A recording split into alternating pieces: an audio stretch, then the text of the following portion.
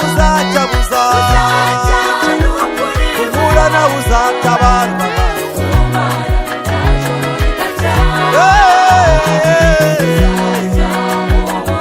Imana izakubakira inzu uzava mu nzu z'abandi Imana izakugirira neza Imana izagukiza uburwayi bukomeye Imana izagutabara komera we ibihe byiza nshuti bakunzi ba David Kwizera artist turabasuje cyane gihe nitwa Jean Paul ariko turongeye turagarutse nanone tunejejwe cyane n'Imana mu mitima yacu kubwo kongera kwicara kuri kamera tubiheshejwe n'ubuntu Kristo yatugiriye turi ahantu rwose Kimisagara heza cyane hameze neza muri DK studio kandi aba bantu murimo murabona kuri kamera nibo bamabuja ndetse na badatabuja biyo DK studio iyo tuvuze DK studio tuba tuvuze David Kwizera ubu rudasingwa naza kubereka mu kanya naza kubereka ibintu biri hano umuntu wese ukeneye gukoresha indirimbo video and audio. Welcome dear friend, welcome dear sister, may God bless you so much. Ndakivuza rwose rwamwe nende burya uziko twihishemo burya oya ntabwo mbihishemo urebye rwubika ngo he niwe rwubura cyongereza hanyuma rwubara cyongereza tubaye ikaze cyane mwebwe mwagiye mudukurikirana mu gice cya mbere igice cya kabiri igice cya gatatu n'igice cya kane Imana ibahereza umugisha by'umwihariko mwatugaragarije imva mutima zanyu ibitekerezo nyine mu buryo buri comment like mwarazikoze ariko mukomeze munarebe muracyari bakeya nyaboneka uko mugenda mukurikirana ibiganiro cyangwa se ibyiciro byo buhamya bitwereka uburyo mudushyizeho umutima ndagira ngo nakire David mu by'ukuri mwituze ryinshi cyane nk'umugabo rwose witurije mubona ufite uburanga bwiza n'umudamu we nyaboneka adusuze cyane nanone kandi David uraho neza uraho Jean Paul namahoro cyane twari tubakumbuye none turabonanye utwo turirimbo twajyaga tudutera kera mu biterane byo hanze none ubu ngubu imbehe yarubamye none jewe ndutereye hehe muri studio n'ubundi no bibera amakuru y'iminsi makuru y'iminsi nta wayamenya cyakoza yacu yo ndayazi ya ariko reka mbanze ndende nayo iminsi yawe ntabwo ari iminsi yanjye ariko okay nayo baza iminsi ayi minsi yo ni danger cyakoza amakuru y'iminsi yacu ni meza turashima Imana ariko mama Kirenga ubwashize yagaragaye kuri kamera ameze nk'urwaye ariko nanone ndabona n'ubu wagira ngo ararwaye banza rukuberera izuba kibazo cye none ndarwaye uragerageza wongeze ijwi nawe bakumva uraho neza mama Kirenga uraho neza ariko mana yanjye sound ni wane kwa mama Kirenga ari hasi cyane rwose mama Kirenga gerageza upushinge akuka nupfa turi buze kure uburyo tu sereke ntabwo yabura ntabwo wapfa ndagira ngo usuze abantu badukurikiranye mu biganiro twagiye dukora ubwashize nubwo bwari bwije ariko byahagaritswe cyane n'ikiciro twari tugezeho cyari kigeze ku rwego kituriza twese ari wowe amarangamutima yaraguteye ari nanjye nuko David nuko nanyuzagamo nkabona ari hopfora nyine nk'umuntu w'umugabo na cameraman nahoze mutera ijisho oya cameraman we yemwe ni hatari wagira ngo nta mvura heruka amaso yarumagaye wagira ngo bacanyeho umwana ntago wamubonye nge naramubonye pe ndagira ngo dusengere ibi biganiro tugiye gukora twiragize Imana birumvikana muri bya bihe by'ubuhamya bwanyu nibwira ko kenshi nta byishimo mwagiraga ntabyo niyo mpamvu twisakira yego ariko uyu munsi turimo turavugana ufite mugeze ku rwego rwo kugira shop ya ni harya twasanze byitwa ni made in Rwanda. Made in Rwanda. Ngira ngo abantu barimo barareba David aka gashati keza cyane mubona yambaye niwe wakidodeye. Bundi bajya bavuga ngo mugombozi ngo utigomboye, we yari igomboye hugarani ntago turi nka wa mubumbye ngurira muri ni kanzu ya mama Kirenga ni we wayidoze. Akangaka nakamagaze ariko ubundi inshuro nyinshi yambara utwo twadose. Okay. Imana yarabahaye n'ukuri. Nigeze kumva uvuga n'icyongereza. Yes, I know. Icyongereza kivuga. muri wa musozi muri ya marira wari uzi icyongereza David? Icyongereza Imana yambwiye nyuma.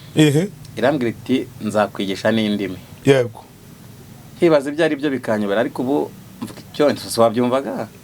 Abakiriya turavugana rwose kuri telefone bikarangira ngira ngo wabyumvaga ko tuvuganye nk'abande si nk'abanera. Yego. N'igiswahili byose ntago nari mbizi wumvuga icyongereza n'igiswahili. Yego. Ariko reka mbwire n'abantu badukurikirana bari muri diaspora tubabwire yuko David Kwizera ushobora no gukora booking y'imyenda, amashati meza, amapantaro meza nibyo, amakoti ari made in Rwanda kuri fashion urumva. Hanyuma akaba ashobora ku bookinga ku iposta cyangwa kuri airport hari yasinzi ibinzira bicamo imyenda ikakugeraho iyo ngiyo mu Burayi cyangwa n'ahandi. Nibyo twiberamo rwose. Nibyo mwiberamo. Nibyo twiberamo aho ari hose bimugeraho. Yego. Okay.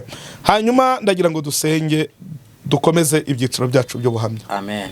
Uri data wa twese mwiza byiringiro by'abera. Turagushimiye cyane kubw'ubumana bwawe mwami mwiza.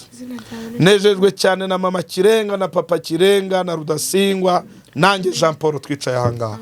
Turararika umwuka wawe wera kugira ngo abe hagati yacu ubwacu tutaza kuvuga twivuga cyangwa ngo Satani agire aho amenera atuvangira, ahubwo mwami witeka uturinde karindagiza na mwibagize, ahubwo umwuka wera tuyobore ni mu izina rya Kristo Yesu w'i Nazareti. Amen. David rero reka nibutsa abantu badukurikirana aho bwashize twasoje ibyiciro by'ubuhamya bwacu. Nibutsa abantu ko twashimye kubishyira mu maseri cyangwa kubikatamo ama episode mu rwego rwo kugira ngo mu by'ukuri bizaborohere kubikurikirana, kandi rwose abantu barimo baragenda babyumva n'abatarabyumva bazabyumva. Twasoreje ahantu twavugaga ku bigendanye n'ubukwe bwanyu, uko madamu yasariye mu rukiko muvuye mu rukiko. Hanyuma ngo umusore niba ari umusore niba ari umugabo ngo wari waramukunze, hanyuma ngo aza kwiyerekana ku rukiko, hanyuma ngo ageze aho yari yaraciye madamu aramukurikira. Ariko ahantu mwari mugeze twageze hirya mutubwira ko mwagiye mugatira ahantu mu rugo bakabatiza mukajya ku kiraka cyo gusenga mukamusengera. Hanyuma niba byaracogoye hari naho wanagiye ugeraho utubwira ko no mwasobuka no mwanya ko bukwe bagezeho ubwabo bakugirira imbabazi, baravuga bati ni ukuri. Mbega hamwe bavugaga ati ari ibishoboka uyu mugabo azi kwiyambira, natwe nubwo turi ababyeyi biragaragara ko n'ababyeyi bwite bari bararambiwe umwana wabo, ariko wowe urakomeza urihambira. Aho twasoreje rero twari dufite amatsiko yo kumenya ngo uku kwihangana kwaje kukugeza ku munsi w'irongora bwite cyangwa se ku munsi w'ishyingirwa gute? Yego. Naho rwose ubukwe bwarabaye. Mu by'ukuri ubu buhamya twasaba abantu babwumva kubwitaho cyane. Yego. Kuko ni ubuhamya bwubaka, bugafasha abasore abakobwa, bugafasha abagabo, bugafasha abagore bubatse ingo. Dufite ubuhamya bufasha ingeri zose. Yego. Kandi ibyo tuvuga nyine uko tubivuga niko biri. Icyakoze dushobora kuvuga bike kuko hashize igihe kinini, hari ibyo umuntu ashobora kwibagirwa. Kuko mu ma comment nagiye mbona cyane cyane abantu bahita banyandikira kuri WhatsApp abatuzi. Nagiye mbona ahubwo banyibutsa n'ibindi Yego. hari abagiye bampamagara bakanyibutsa ibindi atase ahubwo se uribuka ibi Yego. numva rero ni byinshi ahubwo twese dushobora kuvuga bike kubera ko hashize n'igihe kinini cyane. Yego. Ariko bite kuri ubu buhamya. Rero twavugaga mu bice birangiye imbaraga z'Imana. Yego. Cyane cyane tuvuga ku kijyanye n'urugendo rw'ubukwe bwacu. Tuzabaho ubuhamya bw'urugendo rw'ubukwe bwacu ndetse kugeza uyu munsi. Nibwo buhamya dufite intego yo kubaha muri ibi byiciro nyine muri ibi bihe twafashe byo kubaho ubuhamya. Ariko si ukuvuga ko no hirya mu busore bwanjye no mu bukobwa bw'uyu naho hatari ubuhamya, nabwo tuzabubaha cyakoze byo ni nyuma y'ubu ngubu. Ubu ngubu bwo tugiye ku bukwe nyirizina. Tugiye ku bukwe nyirizina. Yego. Rero nk'uko mwumvise ubu buhamya, mwumvise ko ni ibintu byasabaga izindi mbaraga z'Imana zitari imbaraga zisanzwe z'umuntu. Yego. Hari ikintu ntabashije kuvuga numva navugaho gatoya nkimara kumenyana nawe. Yego. Nyuma ya cya gihe tuvuye hajya ku byumba by'amasengesho hamwe, urabona ko nakubwiye ko duhura na wa mukecuru aribwo uyu yambwiye ngo hari ahandi dusengera. Yego. Ku wa gatanu tukajyayo. Yego. Nyuma ya cya gihe rero tumaze nk'ukwezi tumenyanye, Imana narasenze, Imana irambwira ngo David ugiye guca mu rugamba. Yego. Urugamba ugiye gucamo rero ntabwo warwishoboza, ngiye kubanza nkujyane ku ishuri. Yego. Ndibaze se ngiye kujya ku ishuri ryahe, biranyobera. Ubwo byabaye ngombwa ko ntegura gahunda yo kujya mu rugo gatoya, gusubira mu rugo nyine iwacu ku ivuko. Yego. Nyitegura bintunguye, ntago nari nzi impamvu nyiteguye. Mbwira uwo twakoranaga ndamubwira nti rero ngiye gusubira mu rugo gatoya, ndamara iminsi 2 mpite nza hari utuntu ngiye gukemura, ariko ntabwo nari nzi ikintu gitumye ngenda pe. Yego. Nagezeyo rero ndi mu rugo mpita njya gusura umubyeyi bita Victoria. Yego. Twasenganaga nawe, hanyuma ahita ambwira ngo ariko uziko Paulina yarwaye. Yego. Paulina yari umukobwa mbere iwabo ni ahantu bahinga ibisheke cyane. Yego. Ubwo Paulina twari tuziranye mbere nyine musanga nko mu bisheke byabo ari kubibagara, akaduha ibisheke tukirira twagiye kwahira, ari umukobwa uri aho ngaho umeze neza.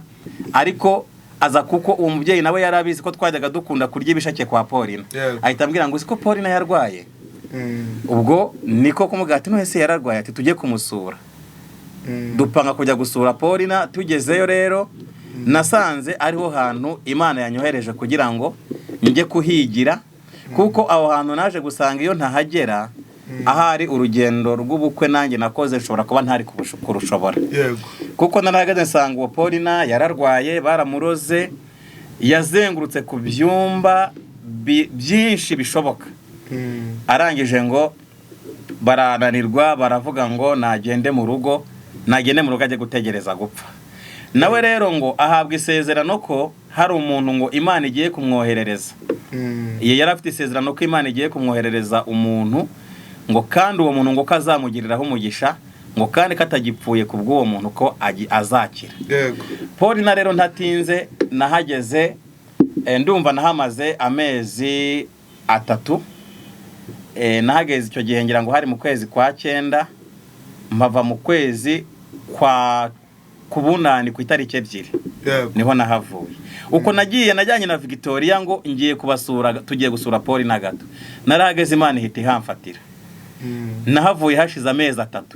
Nawe urabyumva ibyo bintu. Yego. Ubwo uwo twakoranaga icyo gihe we yaragiye aragenda ajya gukorana n'abandi, ngewe naragiye ndi kumwe na Paulina, ndi ku rugamba rwa Paulina. Paulina rero yararwaye, uburwayi bamuroze bwari bumeze nk'uko uyu nguyu nawe yaje kumera. Okay. Noneho Paulina yarafatwaga bikamuhaga inda kwa kundi nyine navuze kuri madamu byagendaga. Yego. Ubwo nkagenda ngapfukama kunda, nkayicaraho nkamupfukamaho, ngasenga, abadayimoni bakavuga. Yego. Mbo ubwo yaba bimurekuye kwa kundi navuze kuri madamu, nawe yahitaga avuga ati mumpe ikintu cyo kurya ndye. Mbo ubwo noneho bakimuhereza nawe akavuga ati ese ko mwazanye ibiryo mukaba mutampaye. Mbese ubwo rugendo nabayemo mu mezi 3 kwa Paulina niko narubonye kuri madamu. Hanyuma kubibona kuri madamu nahitaga mbona ari bisa nkaho ari ibintu menyereye kubera ko nabivuyemo aho ngaho kwa Paulina. Paulina iwabo kubera ubwo burwayi byarageze neza baterwa n'ikintu cy'inzara. Hahandi bambwiraga nagendaga nkurira insina, bari bafite insina zitwa poyo, nkurira insina kugira ngo ndebe ko ngende nkande numve ko hari agatoki kaba kamaze kujyamo. Ibintu byari byarabashizeho kubera kumuvuza. Ni wa undi inzara noneho yaramuryaga, badayimoni bamurekuye agasigara noneho mu nda bahogeje. Ngafata akantu bita indobani. Indobani urayizi ka kantu kameze gutya karoba amafi. Nkajya mu ruzi bita ntonwe. Nkagenda hari ibintu bashyiraho bita ibyambo. Ubwo nkagenda nkavuga nti rero mana Paulina abadayimoni baramurekuye ariko inzara nigiye kumwica. Naragendaga nkajya aho ngaho mu ruzi ngashyiramo, najya kubona nkabona ndobya amafi nkazana ngahita njya mu gikoni naho nari narabaye nk'umwana mu rugo ngateka. Ubwo Paulina akanywa agasosi k'amafi. Paulina abaho. Paulina yari umukobwa mukuru w'inkumi. Paulina namuhekaga mu mugongo nkamukorana urugendo rwaho tugiye gusengera. Niba twapanze gahunda ko ndi bumujyane mu butayu ahandi bunaka, namutwaraga mu mugongo muhetse. Muhetse mu mugongo nk'umwana gutya. Hari n'igihe namujyanaga iwacu mu rugo havuga ati reka umunsi tujye gusengera iwacu abariho turara, nkamutwara muhetse mu mugongo. Ubwo rero ntatinze ubuhamya bwanjye nagiriye aho kwa Paulina bwambereye ikintu cyamfashije, isomo ryamfashije kuko ntago nari nzi ko ari byo nzahitiramo kuri uyu, ariko Imana yarambwiye ngo ngiye kubanza nkujyane mu ishuri. Ntabwo nari namenye iryo shuri iryo ari ryo, ariko naje guhita menya ko iyo ntaza kubibamo ahari wenda nari gutsindwa, ariko nari nahakuye imbaraga. Kandi Imana yarambwiye ngo umunsi nsezerera imbwira ngo genda urugamba rurangije, yarambwiye ngo ngiye kugukorera ubukwe. Impa amasezerano menshi nayo duhagazemo uyu munsi. Impa amasezerano y'ubukwe, impa amasezerano y'abana y'abahungu n'abakobwa. Umusaza nawe nta kintu yari asigaranye mu rugo, ibintu byari byaramushizeho. Ise wa Paulina yari afite inkoni bayita umuhunda, yayindi ibikwikiyemo icyuma.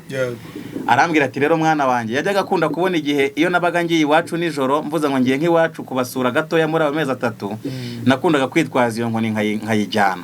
Arangije arambwira ati nta kintu mfite ndi buguhe, ariko ndaguhereza iyi nkoni. Inkoni niyo yangabiye. Ariko iyo nkoni yaje kungirira umumaro munini cyane mu burwayi bw'uyu nguyu, wenda turaza kubigeraho. Niyo nkoni, ibaze inkoni nyine niyo yampaye. Hanyuma rero naragarutse nyuma yo guhabwa ayo masezerano, nsubira ruguru nongera kubonana nyine na sheri wanjye uyu nguyu. Aribwo twahise dutangira rwa rugamba twavuze, ntabwo ndi burugarukemo nuko ako ngako kari kanciyeho.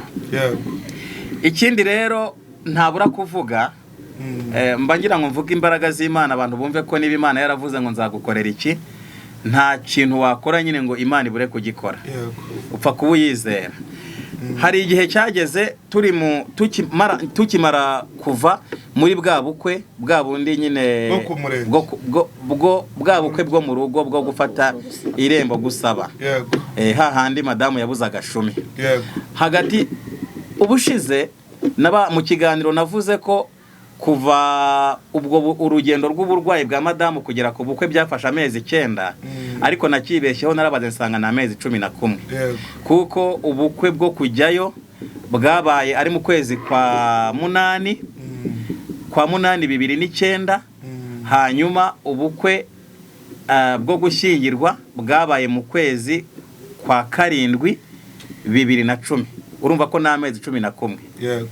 Rero no kuvuga ngo nyuma rero yo kuvayo muri bwa bukwe bwo gusaba kugira ngo tugere kujya gusezerana mu murenge, hari ibintu nanone byanyuzemo ntabura kuvuga kugira ngo abantu barusheho kumva imbaraga z'Imana. Nagezeho mbonye ukuntu gusezerana mu murenge bintagangaje, nkabona ntibizashoboka.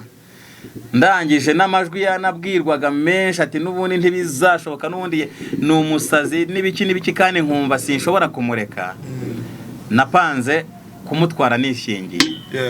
Icyo kintu ntago nabura kukivuga. Manze kumutwara nishingiye, ndagenda ndabimubwira. Mbimubwiye arambwira ati mu byo nasezeranye kwishingira ntabwo birimo.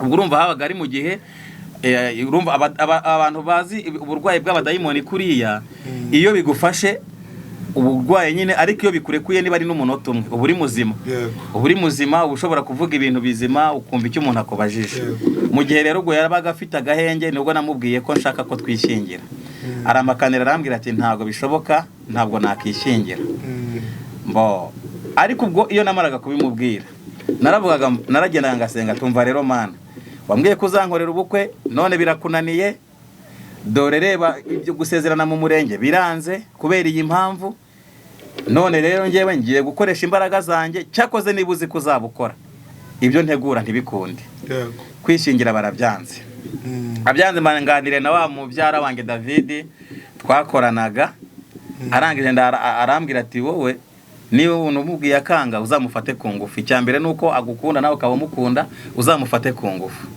nange ndavuga nti nibyo ubwa mbere rero naragiye mutumaho ndamubwira ati duhurira ahantu nanone twajyaga dukunda guhurira ahantu mu rugo ku rugo rw'umukecuru w'umudamu umwe twicara muri salo noneho nari namubwiye ngo amafoto twifotoje kuri bwa bukwe uyazane niba wari uyafite muri alubumu ati nanjye hari ikindi kintu ndi buze kuzana duhurira kwa mukecuru tuhahuriye ndamubwira nti rero ngewe niba waranze ko twishingira nta kindi ndashaka ko dutandukana ubwo ikintu yakoze yarambwiye ati niba ari ko wabipanze nta kibazo dutandukane nta kibazo niba ariko Imana yabibonye akaba atari yo yaduhuje dutandukane hanyuma rero naramubwiye ati zana ya amafoto wayazanye ati nayazanye nafashe namubwira ati nange nazanye kibiriti ndashaka ko dutwika amafoto y'ubukwe hanyuma twakoze hanyuma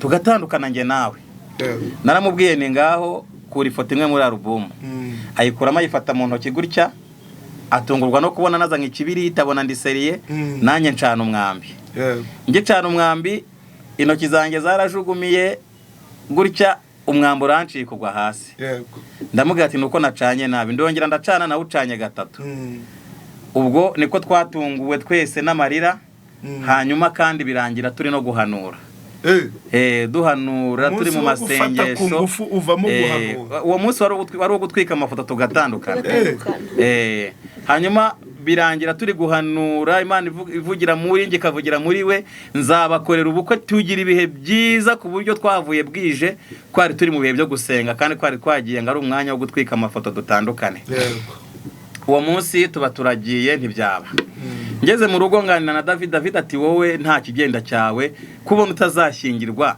none amaherezo azaba yahe kandi ko wavuze ko utazamureka ubwo nibwo napanze noneho gahunda yo kuzamufata ku ngufu tuba turagiye ndamubwira nti noneho urumva ubuzima twari twaragiye tunyuranamo ntabwo ari umuntu wanyishishaga ngo nimubwira ngo tujyana ahandi bunaka abyange kuko no kurarana twarararanaga ahantu mwarabyumvise hanyuma twaragiye mubwira ko harano turi bujyane gusenga ariko mucisha ahantu mu ishyamba ishyamba ryari ishyamba ririmo imizinga y'inzuki ryegetse nk'imizinga myinshi y'inzuki tugezemo ubwo yaratwaye Bibiliya kwa kundi yakunda kugenda nyine namuhaye Bibiliya yari yatwaye tugeze mu ishyamba yagiye kubona abana ndamuhindukiranye ndamusumiye ndamubwira nti uyu munsi nuwo kubana kwanjye nawe arambwira ati ntabwo bishoboka ndamubwira ati uyu munsi tugomba kubana niyo mpamvu nge nakuzanye nta n'ahantu tugiye nge nakuzanye kugira ngo nge nawe tubane warabyanze ariko tugomba kubana ubwo twarwanye ibishoboka n'imbaraga ze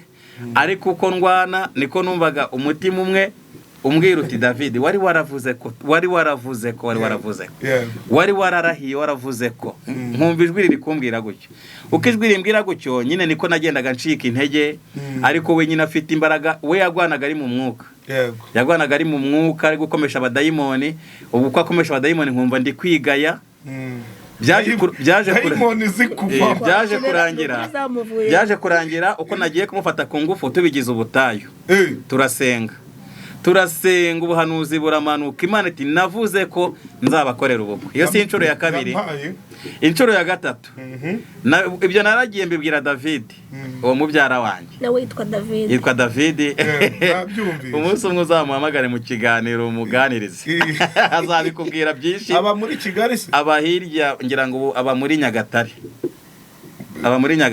yego hanyuma turaganira tuganiriye arambwira ati rero wowe ni ukuri urabizi ko utazashyingirwa ntabwo uzashyingirwa kuko gusezerana byaranze kandi ntuzashyingirwa udasezeranye ati shaka uburyo ukora tekinike noneho ya danje tekinike ya danje rero nakoze bwa gatatu icyo nakoze rero ni igiki narakugendeye njya ari mu gitondo saa 11 navuga ati duteka njye kuko uyu munsi hari akazi ngiye gukora saa 11 za mu gitondo nabwiye David twabanaga David abyuka saa 11 za mu gitondo arateka turarya turangije kurya ndavuga ati ndahazi genda rero tugiye gukora gahunda imeze itya ngiye kwirwaza ko narembye ugende umuzane yirirwa hangaha andwaje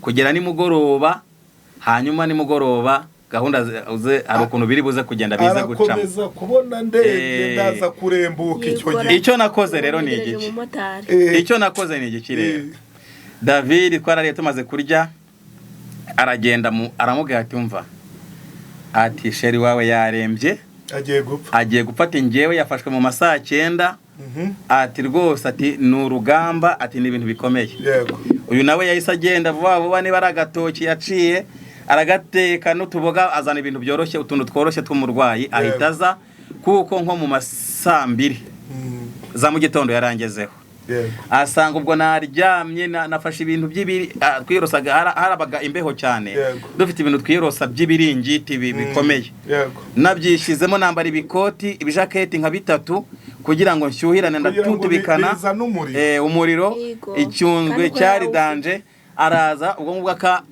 atese sheri imeze bita rikada ntari kubasha kuvuga nasamye agashyira agatoki mu kanwa simbashe nkakarekiramo kwizwa gakuyemo abata umuntu yarembye agiye gupfa se David wamujyanye tumujyane kwa muganga abwira wa mu David ati nyamara ngewe ibyo arwaye ngenda bizi ati kuko yafashwa guhamagara yafashwa guhamagara ati n'ubundi uko byagenda kose ni wowe uri bumuvure nkumva David ari kumubwira ibyo kubyo hari n'igihe nasekeragamo aho ngaho noneho yakumva ukuntu setse agasaga gutwikurura akavuga ati aho ntari gupfa nyine ngahita nikaruma bya hatari ariko David urakomeza niba ndabona mama Kirenga ari gushyugombwa komereza aho mama Kirenga kuko urimo urashaka kuvuga nkabona David yafatiyeho yabaye nk'imashini urabyibuka neza aho ngaho urumva ni ibintu nanjye byantangaje cyane ariko biriya byari mu mugambi w'Imana kuko ngende narahiye mbwira Imana ngo Mana ntabwo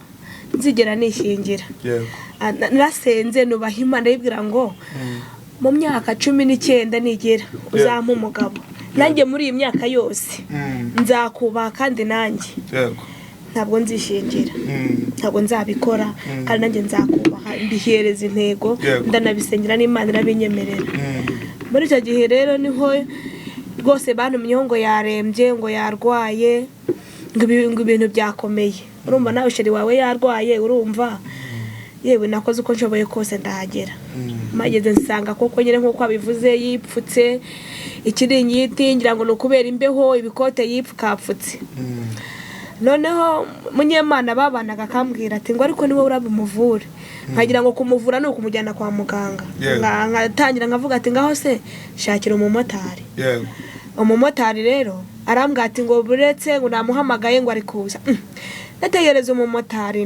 umumotari nkavuga ati ariko wamuhamagariye umumotari nta nimero mufite y'abamotari umuntu apfe wehe agasekera mu kiringiti wene wabakambwira ati dore ko bishira igiye gupfa kumbi bo bari kuvugana amasiri yabo ngiye simbimenye bo biratinda ngiye kubona mama Munyemana arasohotse arakinze ubwo bwari umaze kwira Munyemana ni David Munyemana n'ubundi ni David Munyemana uyu yari David nawe ariko yitwa mbonera ubwo bwari bumaze kwira bwari bwije hari habaye mu masaa 5 z'ijoro mu masaa 5 z'ijoro dutegereje twahereye mu gitondo uyu nguyu yenda gupfa nyine yapfuye umurya gasirinda munosha ngo nasoka noneho nafataga agatoki nagashyira mu kanwa kakanga kugenda namubwira ati hamagara abo mama gati uwo muntu ni mumwihutane kwa muganga nahamagara Munyemana ati nyabone mpamagarira motari ati buretse ariko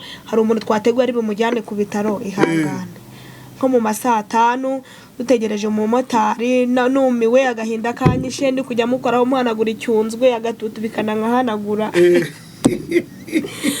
none agiye kumva numva arabarandutse ati uyu munsi turabana yampaye David nyine yarasohotse na muri yarajanye cari ruhane ndamunosha ati isaha irageze yego itusohoka David arasohoka akubitaho urugi zari zanzugize kingurirwa hanze yego noneho ahitashyiramo icyuma ariko icyuma gica inyuma ntiyabimenya kuko hari nijoro ubundi ahita kubitaho ugutwi kagiye kumva nyine uko ibintu bigenda ubwo intambara nyine biratangiye ukuntu byagenze rero ukuntu byagenze kimanuka we ni ukuri umuntu wese ngo bamureka mbabwize kuri uyu muntu wese ngo bamufata ku ngufu arabeshya. Kimwe mu by'ingenzi wabura kikabangamira igice kinini cy'ubuzima bwawe ni ukwambara. Twese turambara ariko dutandukanira mu kwambara neza.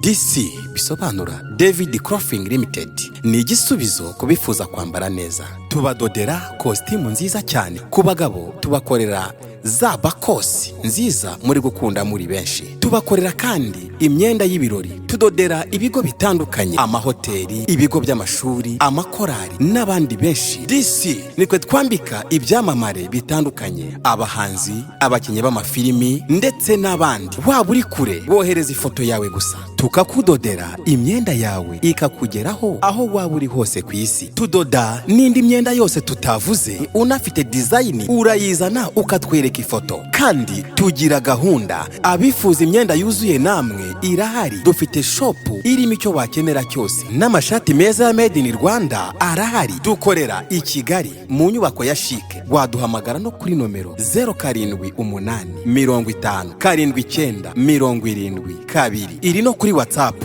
DC icyubahiro cyanyu kiri mu biganza byacu. Wow.